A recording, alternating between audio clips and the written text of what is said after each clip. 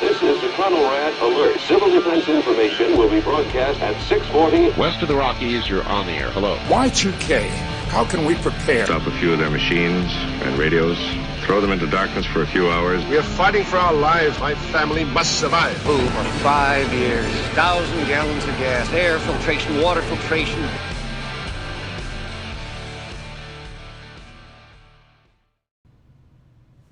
Okay, guys, so here today is a special episode. This is one of my favorite things in the world to do. I hope you guys enjoy it. This was the roundtable discussion that we had at the Thrivalist Fair. There was 8 or 9 fellow delinquents sitting around. We had a lot of representation from Prepper Broadcast Network as well.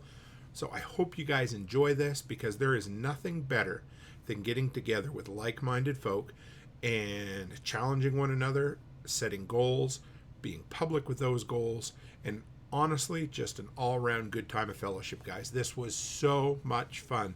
And every time I do one of these live in-person episodes, I always hear back from the community about how much they love just hearing people interact. So with that, guys, let's dive in to Sunday evening, the Workshop Delinquent get-together.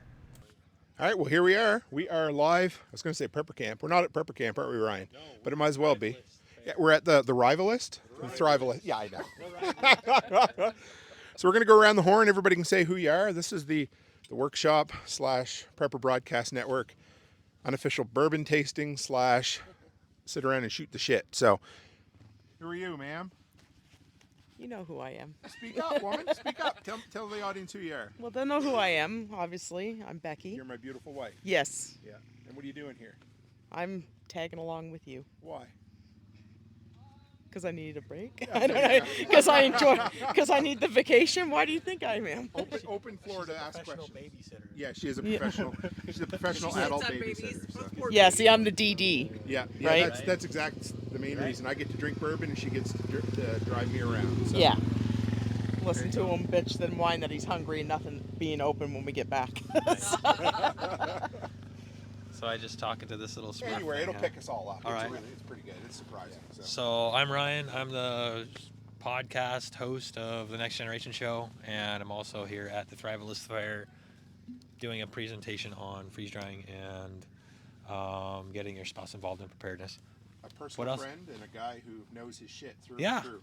I messed up a lot, so I try and teach people the things that I messed up on so that they don't have to do it themselves. And other than my wife, I believe you hold the record for being, I think, the most appearances on the Workshop radio. Yeah, I know. What's it, like 2 or 3 now? 3 or 4. 3. Has it been? At least. I don't know. We're getting up there. I'm gonna have to try and raise that. Yeah. We're overdue for another one. We are. Which means I got to get moving on my gasifier. We need or even just another USB episode. Yeah. We need to do another USB episode. Yeah, especially with these cards that you got. Those things are awesome. Yeah, that'll be good. Yeah, that's me in a nutshell.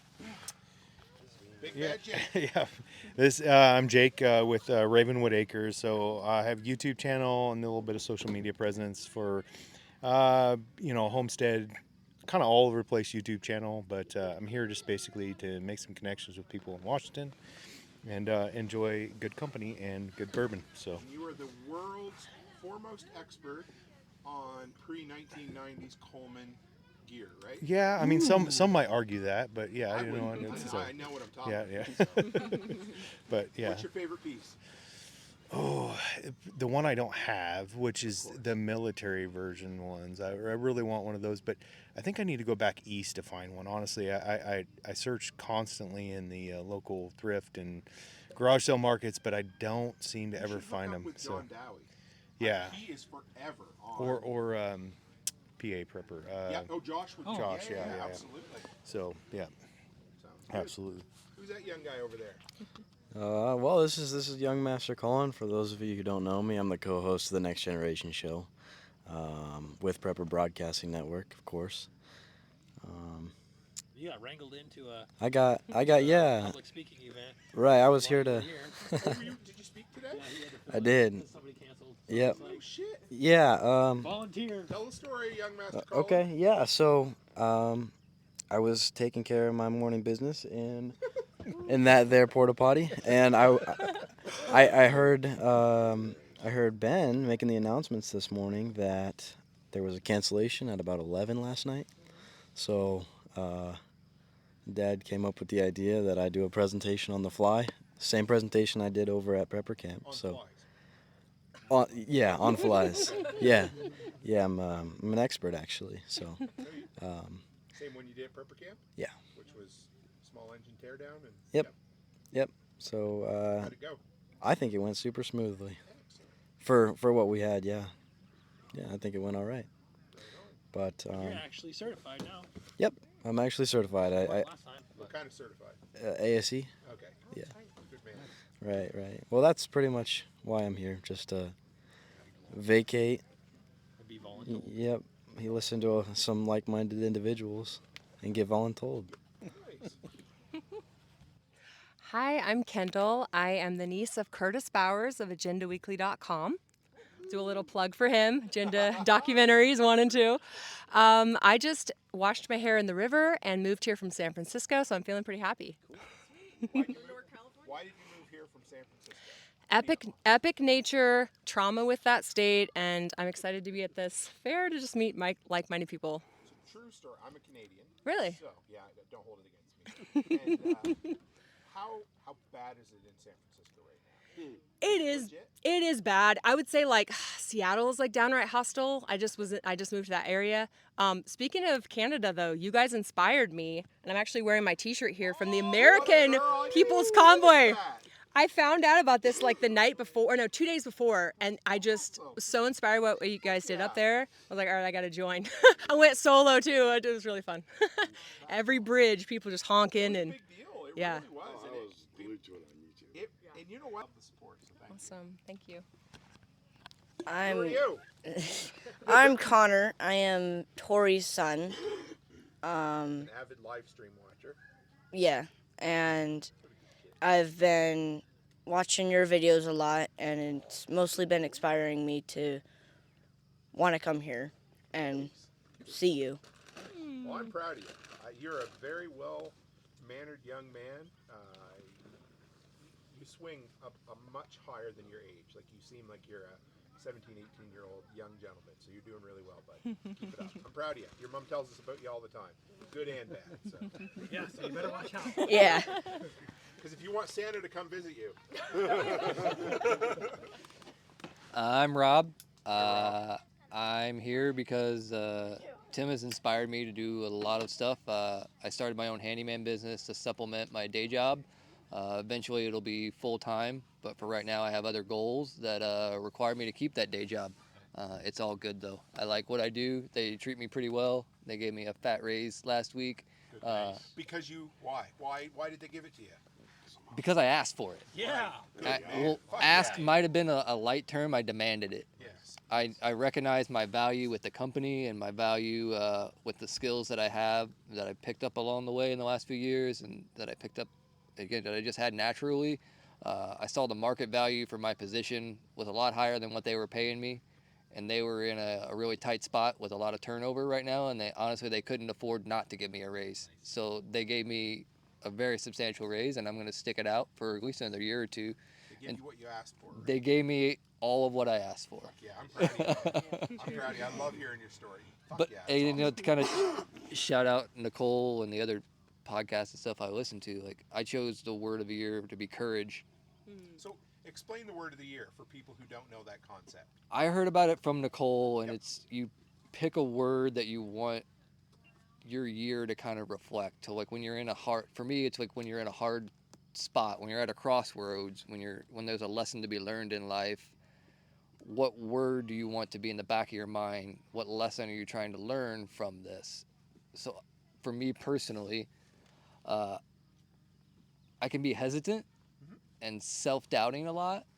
And again, I figured out at the end of last year when I first heard about Nicole talk about it that I don't necessarily take chances. I lack courage to take on big projects and life-changing things. I can be complacent, and I figured that was just mostly from lacking courage. So I decided that my word of the year was going to be courage. And it's led me in a lot of different directions. I learned a lot of lessons. One the ones that I learned before this one of getting a raise was looking at property and deciding what the difference between courage and stupidity is. Fine line some days, isn't it? It is. It's like you got that voice in the back of your head telling you, yeah, that's a dumb idea. And then you're like, you're supposed to be thinking about courage. Like, yeah, well, you said it was a dumb idea before. Monkey, listen to that. Yeah, it's just like which angel and which demon's on which shoulder.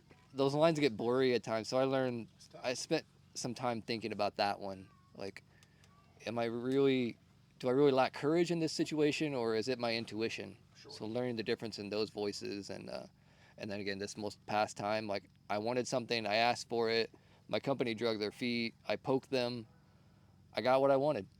Nice. So yeah, now I have it all. I have a good paying job, I can get my 40 hours a week, I get vacation time, I get health insurance, and I have the side business, the handyman business that I started. That's going to carry me to my next goal of eventually owning some land, hopefully, but more or less what I'm looking for right now is a shop. Yeah. My lovely girlfriend who supported me through all of this struggle and is sacrificing without having time with me because I'm so dedicated to this mission right now. She's going to school to be a welder, and right now I don't have a good garage for her to make welding projects out of. So my highest priority now is to get a house that we own that has a good sized shop so we can spend late nights in the shop together. She can make her projects. I'll have handyman stuff going on. I know you mentioned small engine repair. I'm kind of handy with that stuff too. So there's just so many different opportunities that I can make with a shop. And I decided to put the shop ahead of the land because I know with my situation now, I can make extra money with the shop more so than the land. And then eventually the land will come. I'll trade up. We'll move up to a bigger place. But right now it's home ownership and shop. I need that W-2 income from my day job. Oh yeah, I'll give somebody else a chance to talk now. Hey guys, Ethan up here. I have a small YouTube channel, L2 Survive. What is it? L2 Survive. Learn to Survive. A lot of gardening stuff on there, product reviews and whatnot. I came out here because I heard about this event from Ryan on the podcast, and it's been going on for 3 years in the state that I live in, and I've never heard of it. No, I'm definitely coming. So I came on out, met all these wonderful people, even the Canadians, teaching them about America over here. Sorry about that. Yeah, my word of the day is freedom, I guess. Is better than the other words I want to say right now, so I'm going to pass this on. Can I ask you? Yeah. What does freedom mean to you? It's just... That's a strange... There's something interesting. Do what you want and not have the government tell you that you can't. Yep. I mean, I had to get... Okay, bok is my second word of the day because I'm doing chickens right now. Okay. And only a couple of you know this story, but... YouTube's going to know about it soon enough. Oh, I like scotch, if you can see it on the screen. I am building a chicken coop. I got a 10 by 10 shed from Lowe's, had some guy, paid him. It came with a guy and he built it. It was awesome. I didn't have to do anything except for sit in my lawn chair and drink iced tea. It was amazing. It cost a little bit more, but awesome. And then I had some guy build a chicken run for me. I wanted this thing to be secure so I could leave for a week at a time and not have to worry about the chickens. They'll be fed, they can come and go as they please, whatever. So I wanted this thing to be sturdy. I wanted it 16 foot long or wide, 24 foot long, cut completely sealed in so nothing could get in and get them. Yep. 10 foot tall. And turns out I needed a building permit for that. But not only a building permit did I need, because it was going to be 10 foot tall, I needed a structural engineer to come out and go over the plans and give approval and say that it was going to be sturdy enough for, I don't know, the breeze or something. And yeah, and I'm like, okay, I want some chickens, right? I'm like 6 chickens. You're talking for a stamp, $3,000. And then, no, better than that, he refused to do it because it was too small of a job. He referred me to another guy. The other guy said, you know what? It's going to be about $3,000, but yeah, it's too small of a job for me too. This is the low level guy. I was like, you know what? No. Okay, for a fence, I don't need anybody's permission. I went back to the building department. I said, for a fence, I don't need anybody's permission, right? Yeah, as long as it's 7 foot. I was like, and my fence can have a roof? And he was like, interesting. What kind of roof? I said, 1/2-inch wire mesh. And he's like, oh yeah, your fence can totally have a roof. And so I had to drop it from 10 foot to 7 foot just so I can have a fence with a roof and have it as big as I wanted it to be. No building permit needed. So yeah, I dropped it 3 feet. Same material, but 3 feet. Oh yeah. The humanity. I mean, could you imagine if those poor chickens got crushed? Oh, I'm saying. Yeah. So I'm setting it up for. I want to have 6 chickens to start, but I have probably 12 to 15 trigger pullers that are going to be coming to my property if something were to happen. Sure. But those guys don't come without their kids. Right. And their kids don't come without the baby mamas. Mm-hmm.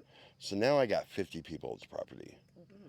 So I want to be able to ramp up to 100 chickens so I can have 2 eggs a day for everybody to have breakfast. Mm-hmm. Minimum, you're going to be fed breakfast.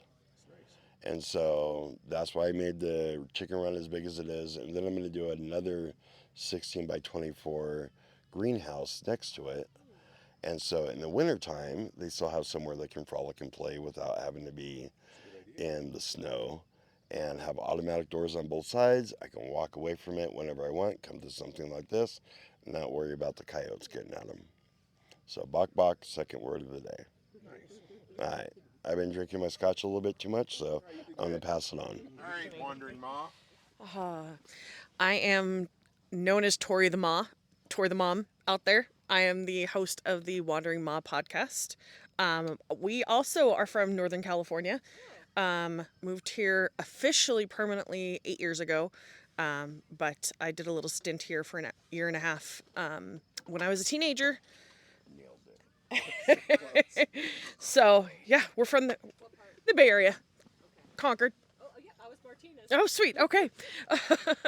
And we moved here because you could drive 5 minutes and find the woods.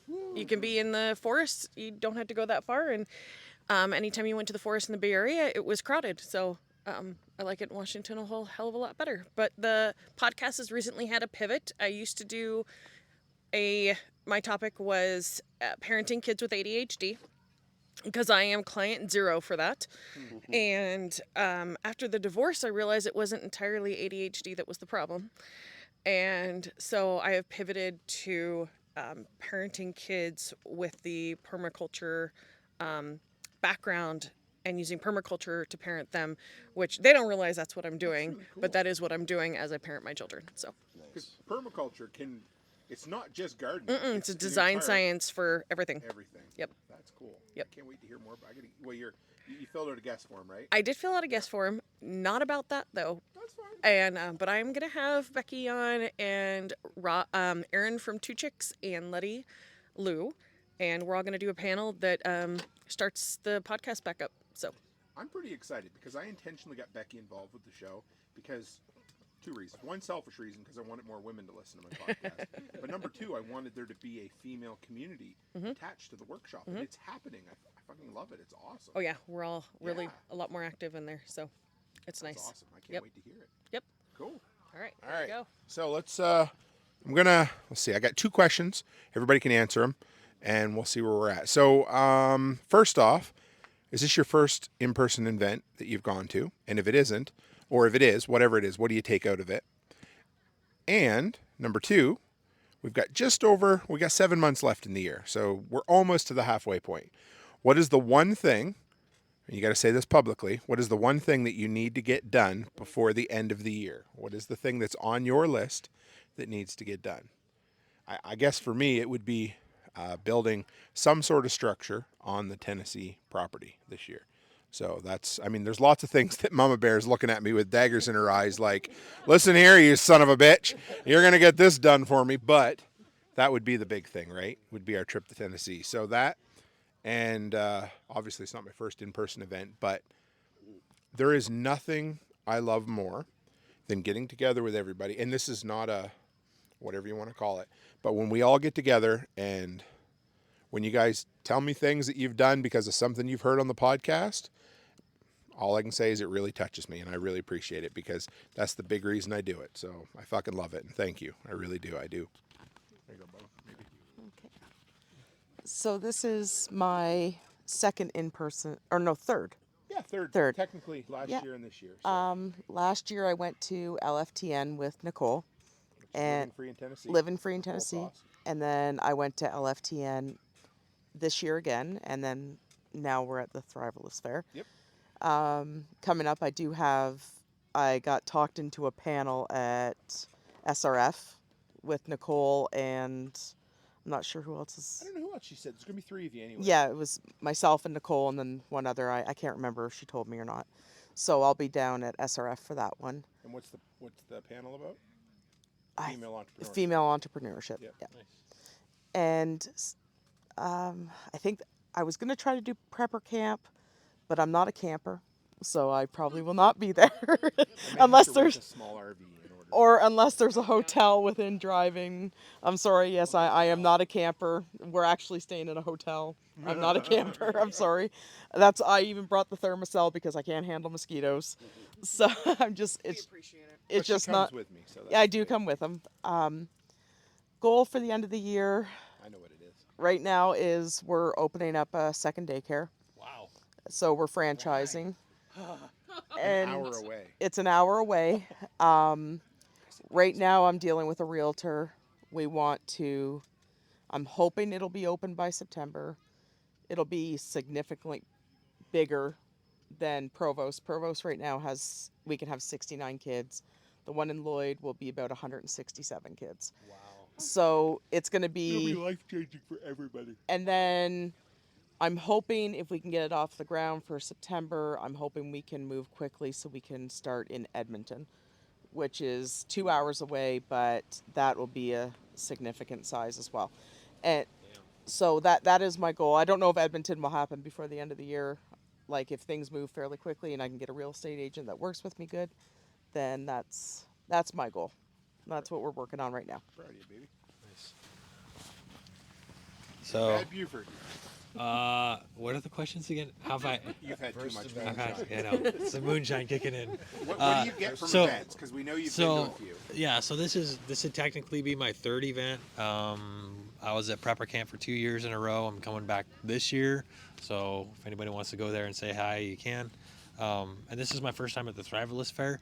I didn't know about this event either until Tim told me, which the irony in that is beyond off the charts because I got a Canadian telling me in my own state there's an event just a couple hours from my house that I had no idea about.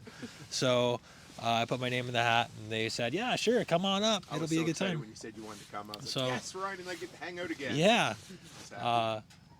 So yes, this is not my first rodeo, but again, there's something about a community and being able to. So when you do a podcast, you stare at your computer a lot. You're pretty much laying yourself out there to the world. You don't know who's listening or who's even paying attention or what kind of an impact you're having. A lot of times you don't get any feedback. But one of the cool things about coming to an event like this and meeting people in person or reconnecting with people that you've met in the past is that, you realize that there's someone out there who has listened to your stuff or who has had an impact on their life or something that you have said has had an impact on their life. When we went to Prepper Camp last year, there was that old dude in the little hat. You remember that guy? Walked up to us, recognized us by our voices, and he was like, yeah, I listen to you guys all the time. I never write in, never say anything, but you guys are doing an awesome job. And that, that really was, to me, it was very validating because you, as a podcaster, you just give and give and give on that side, but you don't get a whole lot of feedback. So you don't know if you're having any kind of an impact. But, if I can go to Saluda, North Carolina, and someone will tell me to my face that I changed their life or I changed the way they did something for the better, hell, that's powerful. So this is the third event that I've been to, and it's been just like that. It's a smaller version, I think, of Prepper Camp, and they've done a really good job for as little help as they've had to get it done. Yeah. But it's pretty powerful. The thing I need to get done this year, I know what it is. It's my siding. Yep.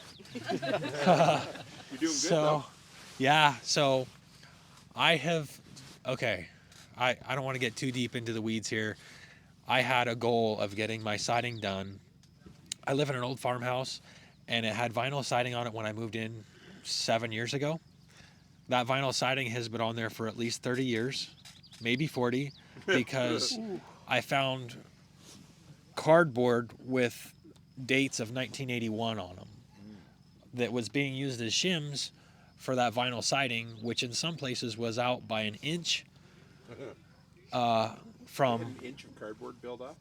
Well, just it's like some of the walls were out an inch in some spaces, either by plumb or where they were mating up to other surfaces.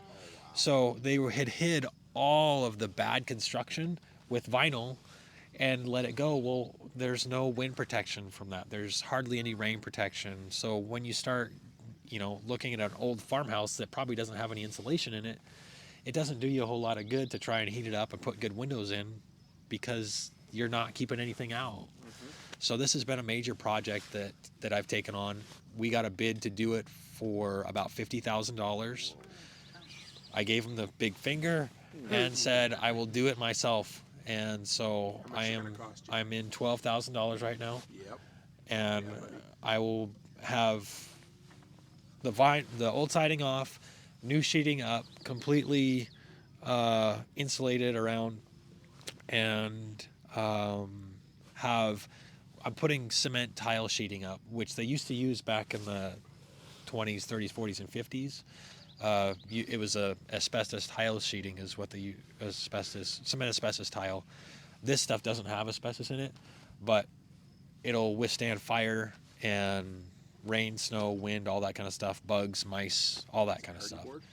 No, it's concrete. Oh, it's an 1/8 inch thick concrete panel that's 1 foot by 2 feet wide. Yes, sir. So once it's all secured to the structure, there's, you don't have anything getting in there. And I have removed this stuff in my previous life working in demolition off of buildings on the west side of Washington over at Fort Lewis that were 100 years old. And you take it off and it was like it was brand new. Wow. So I knew it would hold up, and that goes on the outside of the... Yeah, it's siding. Yeah, just on the outside. The vinyl and the wood? Yep. Oh. Well, there's no, they would just put wood, tar paper, and then this stuff.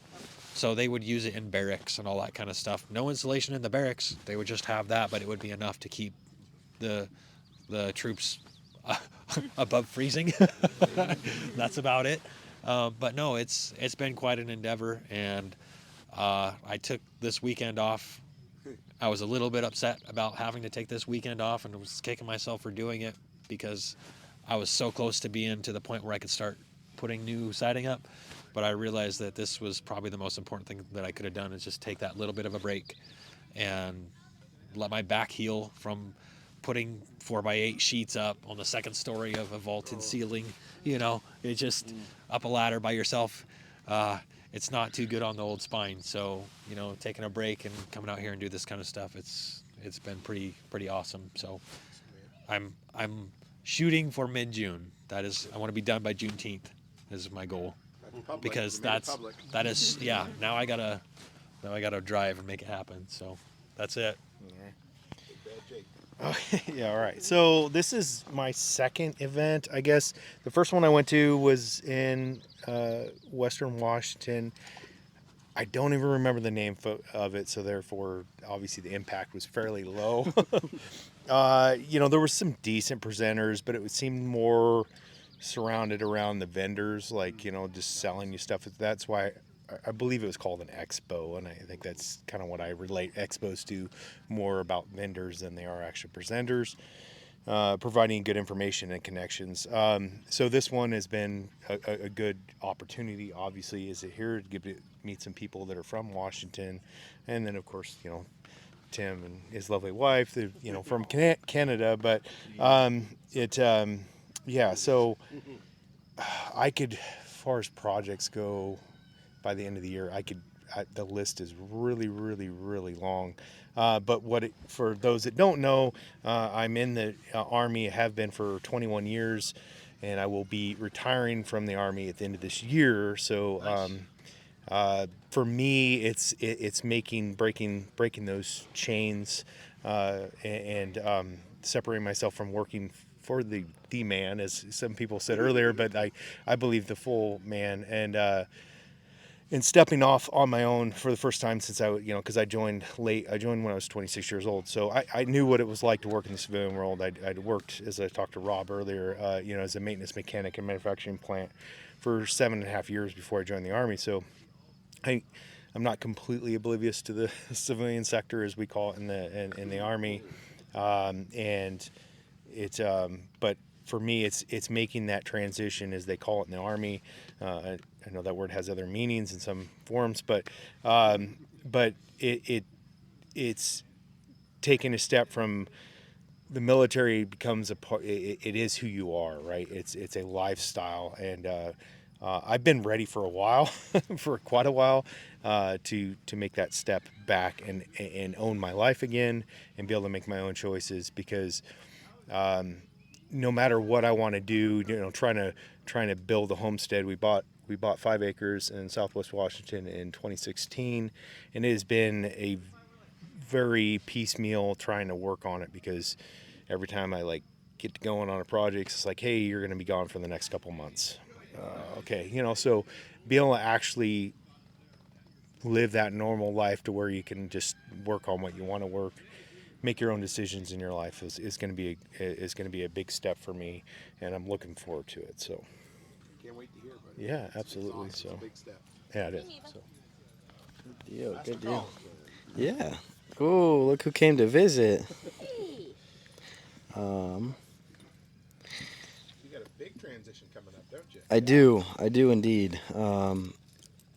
So this is my third in-person event, and the first 2 were prepper camp.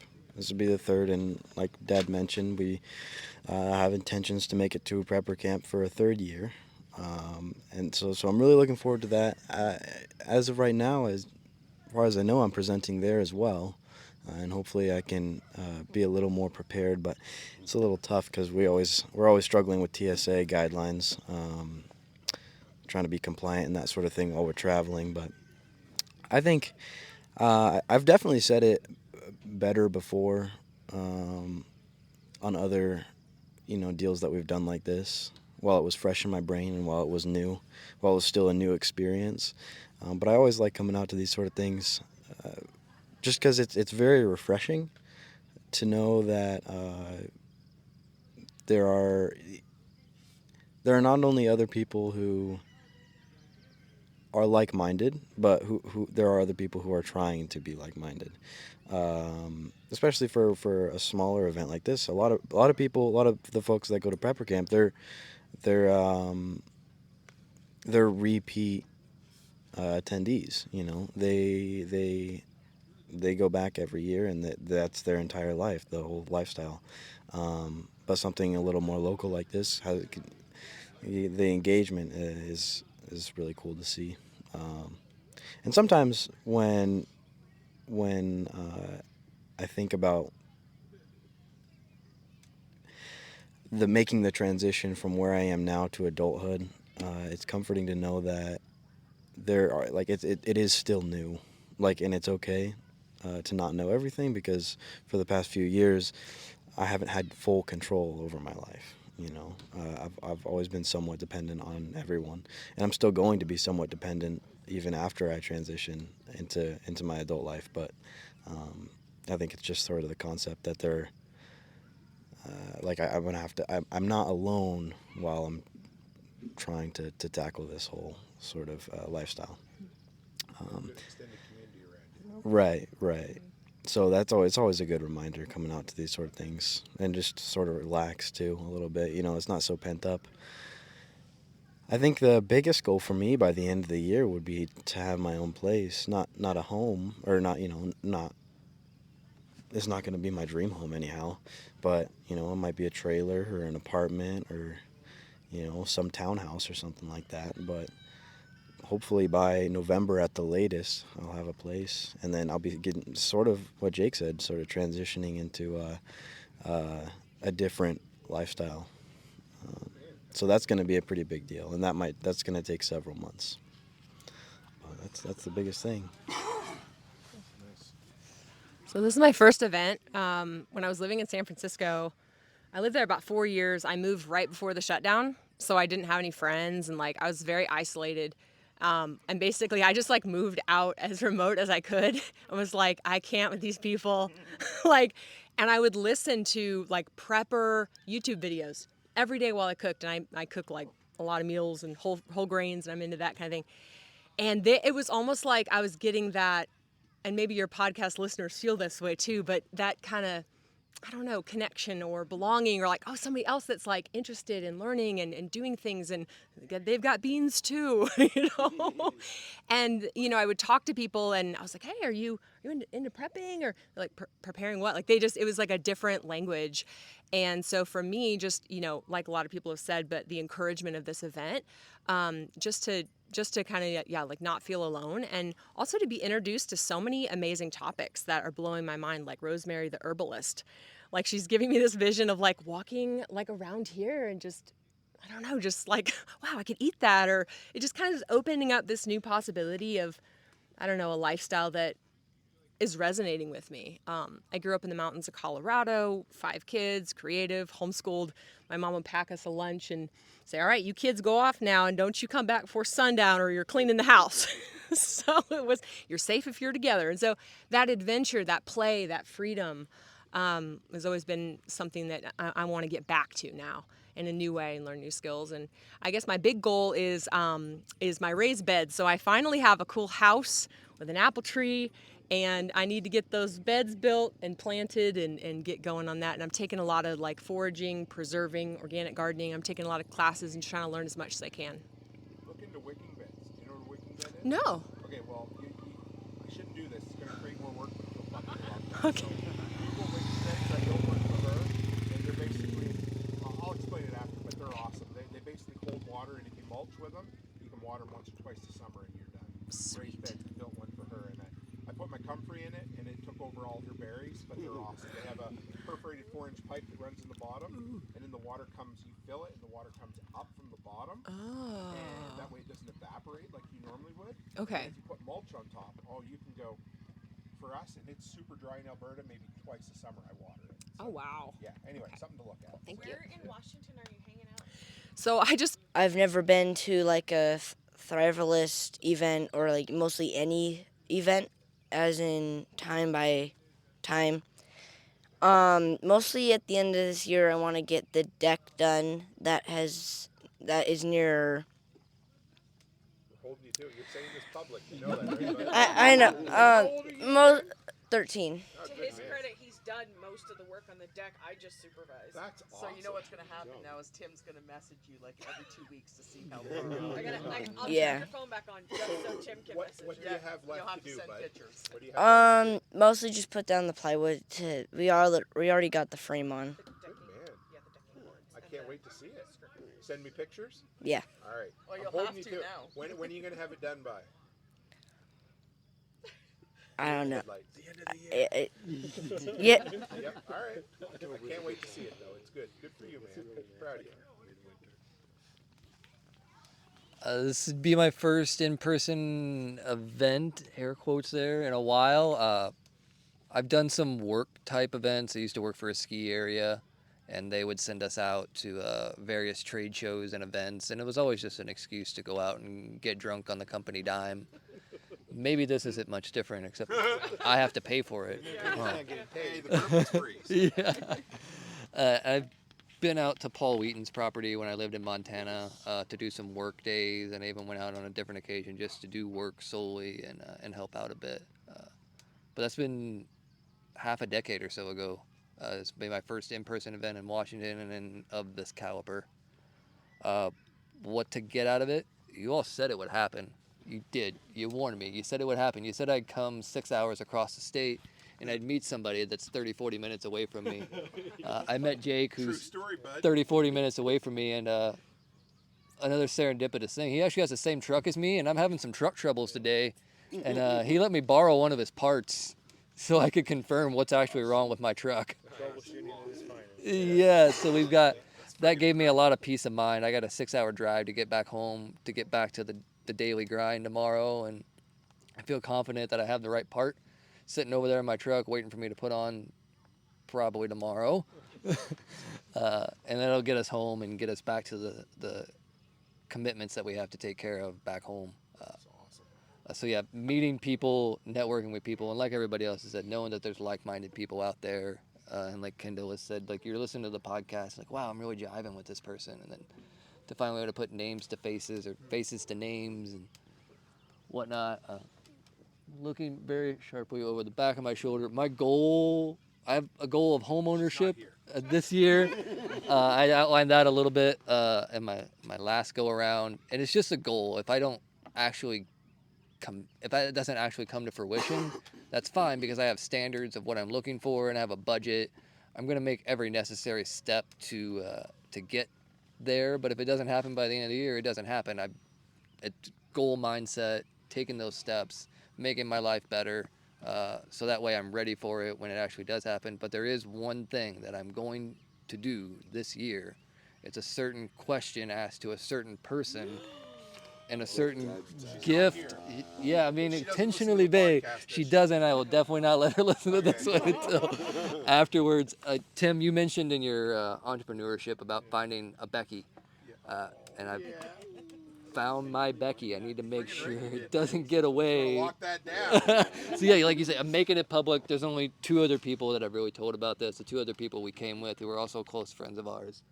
So yeah, it's time. She's been with me and supported me on my crazy ideas through the COVID stuff, and doesn't necessarily see eye to eye with me on everything. Thinks I'm a little far out there on the branch at times. But completely understands where I'm coming from and respects me for it, and had to sacrifice a lot for my work ethic, and then I'm just always out there working. She's looking at you out on the branch and calling you an idiot 10 times a day, but it just, I just like, I'm like, oh, you're an idiot. And we compliment each other. Like I encourage her and give her confidence, and then she lets me know, if I'm being a little far out there, and just gives me the support that I need. I can be self-conscious. Like I said, my last turn, my word of the year was courage, because I doubt myself a lot more than I probably should. And she's just always been a rock. Maybe sometimes she shouldn't agree with me and just give me too much false hope, but it's good nonetheless. So see, even when he's down on himself, like, quit being such an idiot. No matter what she calls that encouragement. I'm not sure what the fuck it is, but it's fine. So. But there's some guys like us where like we take that harsh criticism like that, and I'm learning that that's not everybody. I've made some strides this year in personal growth as well as like financial growth. I'm antisocial. I don't like to get out there and like talk to people. So I actually started up my own little men's support group in the area to try and make friends. And I'm learning a lot about other people. Oh, nice. I'm learning a lot about other people and like how they get motivated and how they receive criticism and like their problems and the things that get them down. And it's helping me grow a lot as a person. And seeing how reluctant a lot of people are to actually even take small steps, the baby steps to just kind of talk in a group. And you should come on the show sometime if you're up for it. If you think I had enough to talk about, I you would. have enough to talk about. You have incredible stories. I would love that. I'll fill out a form. All right. I would love I would be honored for sure. I'd be honored. So, yeah.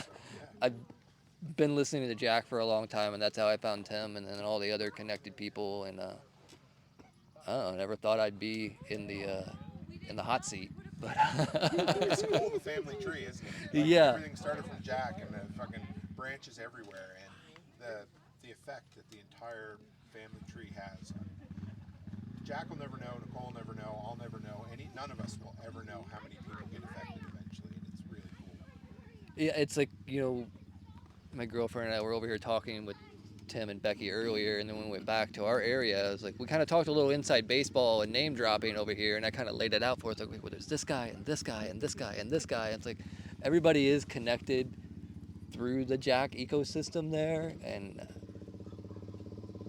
I don't know where I'd be without him. I had a good, strong father figure who supported me, and he taught me a lot. That's where I get like my work ethic from, and being a polymath or jack of all trades.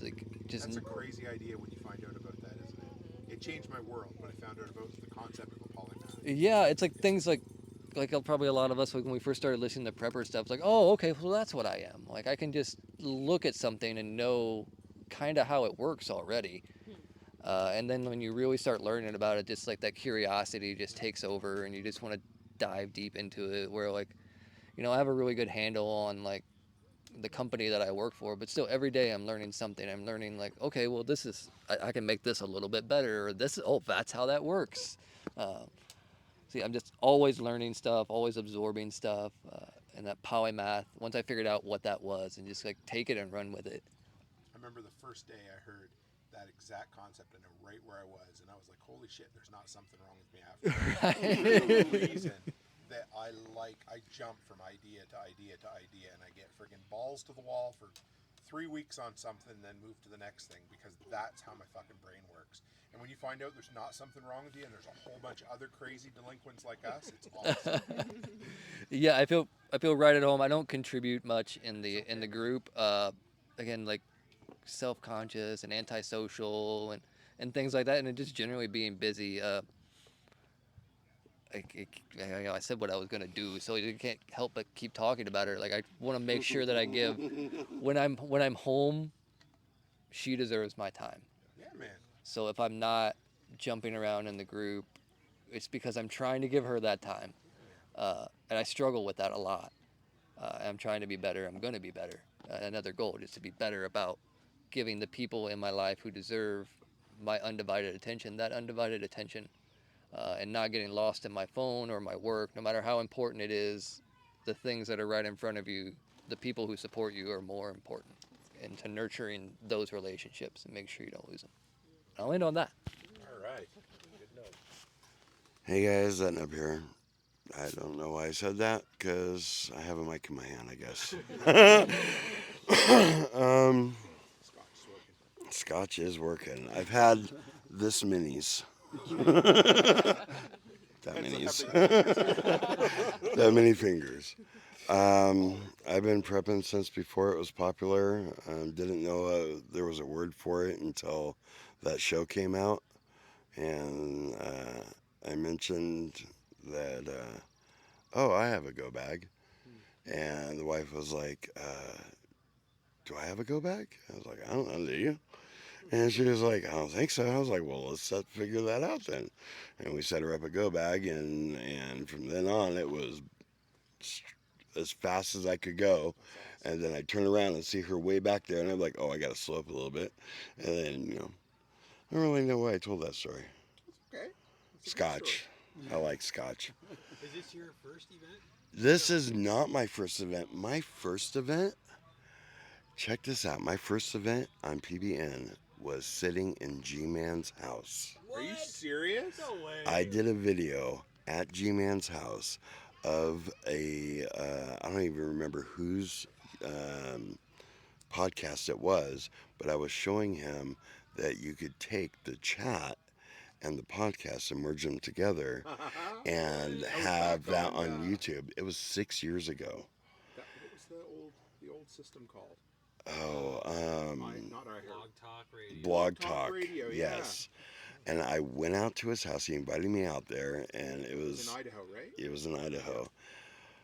Amazing property. There's a video on my YouTube channel, L2 Survive, if you guys shameless plug here. Anyway, so that was my first PBN event.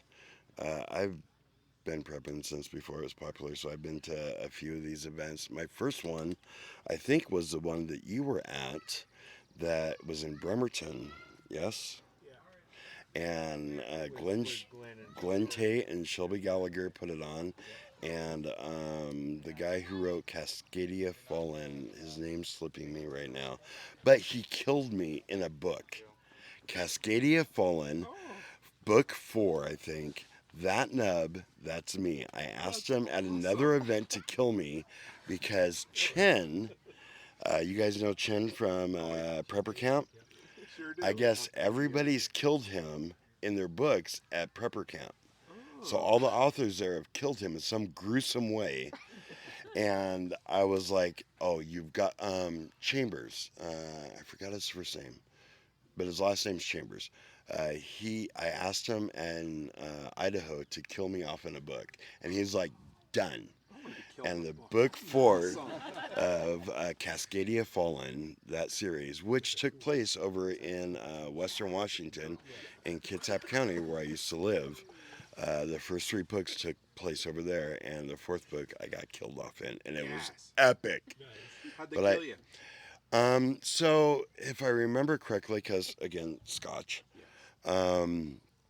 I was on a snowmobile trying to stop a plane that had a drug cartel member in it, kingpin in it, and I jumped up, landed, crashed. The plane stopped. The drug cartel member grabbed me, took me on the plane, started flying off, going back to Mexico, and the U.S. Navy or Army, maybe National Guard, I think in a helicopter, shot a rocket at the plane and blowed me up. Nice. So, if you're going to die. And I told him the next year when I saw him at Panhandle Preparedness Expo in Idaho. It's like the last week of September, first week of October. Go if you're around. It's awesome. But when I saw him there, I was like, hey, they never found the body. And he goes, no, you're dead. Okay, well, I guess I'm dead then. So that was my first event, was at G-Man's house, and that was amazing. And that's something that I carry as like a badge of honor because not many people got to even meet him. And he affected so many people's lives creating this channel and this network and building it up to what it was until he was just done. And then he gave it over to the intrepid commander, and now we're where we are. But I remember being at his house watching the live stream of how he produced the thing and how he put in the commercials and stuff, and it was amazing. It was so cool. Let's see, what was your goal? What's your goal for this year? Oh my goodness golly. Obviously Bok, I got to get them done. I got to get the chickens done, and I need anybody's help. So again, L2 Survive. Go on there, thatnub at l2survive.com or thatnub at gmail.com. Send me any ideas you have on the best chicken coop things that are out there. The best automatic door openers, whether I should insulate it, whether I should heat it, anything. I want to be able to just leave these girls alone for a week and be able to come to an event like this and know that they're going to be safe. So send me an email and tell me what to do with this chicken coop. My other goals for the year, I guess, YouTube's doing great, so I'm going to put sprinklers into the pasture of the property. We have 2.5 acres, and about a half an acre, maybe a quarter of an acre is irrigated and growing, I guess, grass right now. But I have an orchard that I want to do, and I need to get sprinklers out there and sprinklers into the backyard. And that's going to be on my agenda for the year. I also want to do a solar panel system, at least get some of the outbuildings that we're building off-grid, the chicken coop off-grid, our walk-in cooler off-grid, which is an amazing story. I'll tell you later. Sure. And there's a video on my YouTube channel, L2 Survive, that shows a walk-in cooler. It's amazing. You guys should get one. But I want to get that off grid, and if I can do those 4 things, then yeah, I'm set for now. And maybe a manual pump for the well, but it's hard finding somebody who will do a manual well in an existing well because they don't want to damage the existing well. But I want to put a manual pump in because power might not be around. You see the guy next door? Yeah, I want to do a little bit better than that. A little better quality. A little bit better than that. I gotta Yeah. throw it out there before I forget. Mm. Pretty sure there's a guy in the workshop community and the Survival Podcast community that has either built or is building a wireless chicken coop door. So I can put you in Really? contact with him. Yeah, That'd be awesome. All run by an app and everything. So I will look into that. I want whatever the best is. he's been working on it for years. I spend a crazy amount of time at work. I work for the government. I'm in law enforcement. I make a little bit of money doing that because I work so many hours, 16.5-hour shifts all the time. And so I have another double income that I can use for prepping. And so we do that for everything. We put in a wood burning stove because the former vice president granted us a 30% rebate for energy efficient whatever. So we put like $7,000 wood burning stove into our house because why not take the government's money if they're going to give it to me? I mean, it's my money. Yeah, I want it back. So whatever I can do, the solar, same thing. So if I spend $20,000, $30,000, $50,000 on solar and have dear leader Biden give me 30% of it back, then sign me up for that. So those are my goals for the thing. I'm at all of the Washington, Idaho, Montana Expos prepper events. Panhandle Preparedness Expo. If you're a Patreon of Glenn Tate and Shelby Gallagher of Prepping 2.0, they have on Labor Day weekend an event at their house that is literally just like this, just a bigger circle. Nice. And you just hang out for a couple, 3 days and just chat about, I mean, that's why I come to these events. Like I said, I've been prepping since before it was popular. I don't learn too much from any of these classes, but I come for this, for the socialization, for meeting the people, I mean, Ryan, I've been listening to you for, how long on Prepper Broadcasting? Yeah. And I know you live like maybe max 2 hours from me. I'm not exactly sure where, but you're maybe 2 hours from me. And we've never met. Yeah. And I heard about this event on your podcast. I'm meeting Canadians. I mean, God love them, but freaking Canadians. Yeah, meeting...